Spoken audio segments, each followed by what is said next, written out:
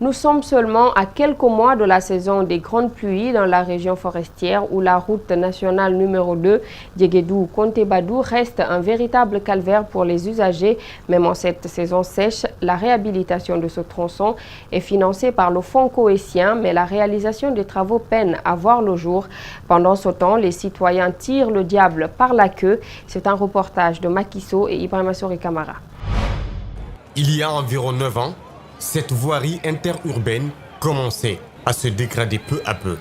En 2014, voici comment se présentait ce tronçon pendant la saison des pluies. Des photos que nous avions prises à l'occasion d'un déplacement sur Zérékoré.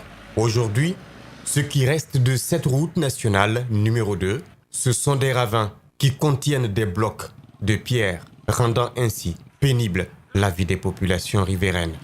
Il faudrait que les actions qui sont annoncées au niveau du ministère notamment des Travaux publics soient vite suivies d'effets parce que le constat sur le terrain, il est quand même alarmant, il faut le dire clairement.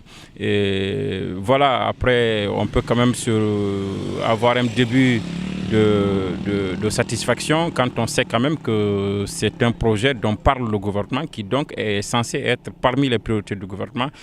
Sur la chaussée, le passage des camions gros porteurs soulève d'impressionnants nuages de poussière pendant au moins une dizaine de minutes avant que les usagers ne retrouvent le chemin de la circulation.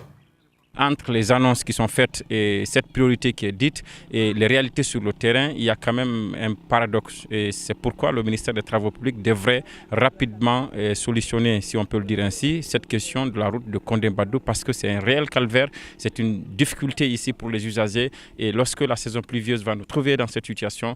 Dans le document du projet de réhabilitation qui nous a été fourni par le ministère des Travaux publics, un montant d'environ 208 millions de dollars serait le coût global de l'exécution du projet financé par le Fonds cohésien.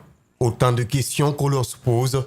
À quand le début du projet, son exécution et sa mise en opération?